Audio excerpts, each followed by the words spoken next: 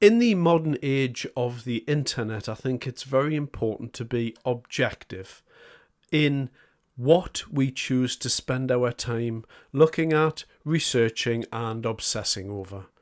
Now, we all do it. We all click into YouTube and we all click on links and then we watch this thing and that thing. And sometimes we think, oh, that's interesting, and I'll delve a little bit deeper. And this is just the nature of social media and the internet. Now, in America, they've become obsessed with the Jeffrey Epstein story because it relates to Trump. This was a dead duck.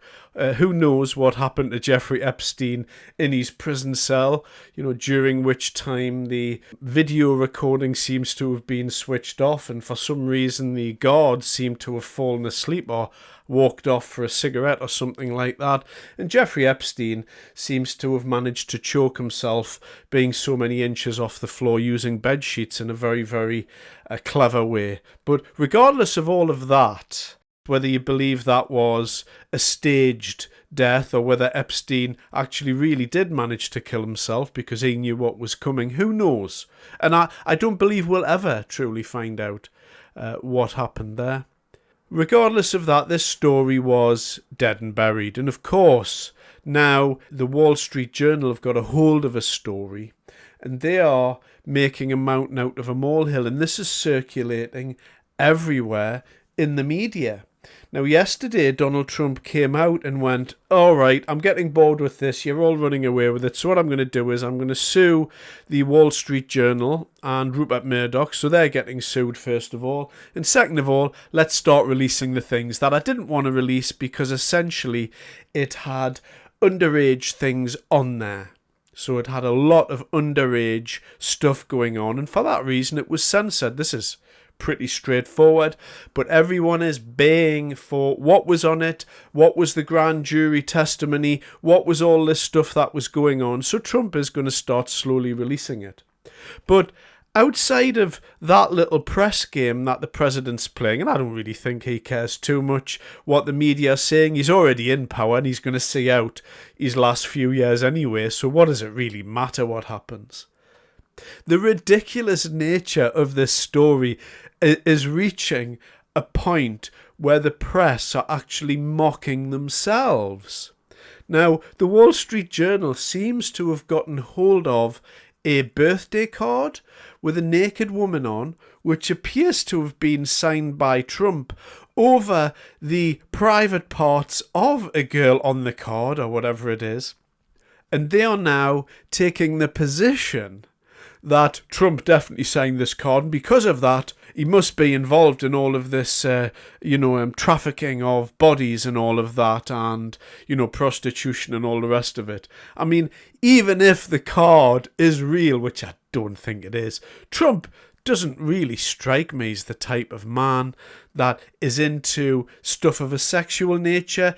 But even if it is true, even if he sent this man a card, it's quite a tenuous link to the trafficking of prostitutes and child trafficking and all of that. And he was never proved to have went to Jeffrey's Island, unlike other people who we could recall.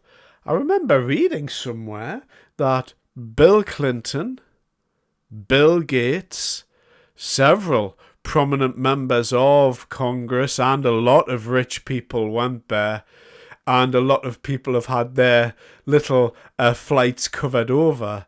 But I mean, where is the big kerfuffle with Bill Gates? What's happening with Bill Clinton?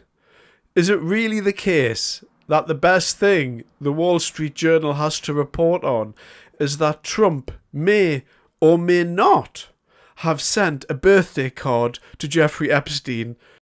Is that the story that they're running with here? It looks like it is. Wall Street Journal's got an exclusive. It's had sight of some card that Donald Trump apparently sent to Jeffrey Epstein for his 50th birthday. It was a bawdy birthday note, a card of a naked woman with Donald Trump's signature signed around her, I'm going to say it, pubic area. Why not?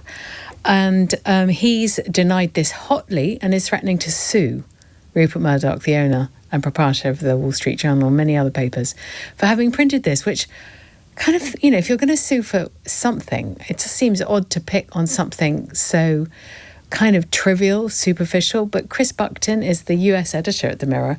He's reported extensively on Jeffrey Epstein for nearly 2 decades, and he joins us to discuss this development and also, of course, the hoo-ha around the MAGA base around the release of the Epstein grand jury transcripts. Pam Bondi said they were going to be released. Now they don't appear to be released. What on earth is going on, Chris? Can we start with the card?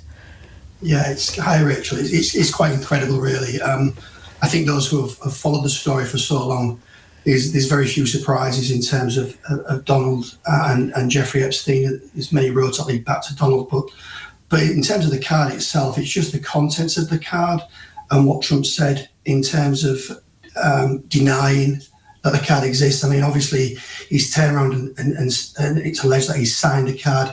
I think it's may every day be another wonderful secret, which doesn't, on the face of it, sound like normal stuff that Donald would write, but equally, when you've got Ghislaine's hand in there as well, Ghislaine would have, I'm sure, helped him. But the denial is something else. Trump came out and said, I don't draw, and then obviously we've unearthed today the copious amounts of drawings he's done and sold off for auction as well. So he's undone himself with his own lies again. I don't want to grandstand here, but I asked the editor of the Wall Street Journal whether, hold on, let me just get to the actual text. I asked whether she had the card. No, I asked whether the scoop that there was this card with the naked woman and the note, was it true? And she says, yes, it is. All right then. Well, that's case wrapped up, case closed. If the Wall Street Journal says a card's real, then it must be. Our media class are a disgrace. Journalistic talent and skill has largely gone out the window. And when you look at so-called journalists like this gentleman here and the lady there, I mean, come on. Is that the best you can do?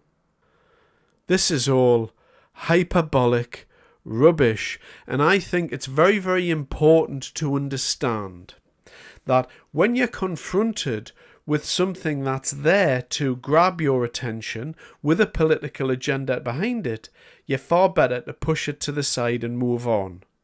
The first point is it's probably not real, don't waste your time. The second point being, even if it is real, so what? But it doesn't change anything, it's never going to be proved. And people, as you may know, spent their whole life looking at JFK. They spent decades of their life looking at whether the president was killed by the Secret Service.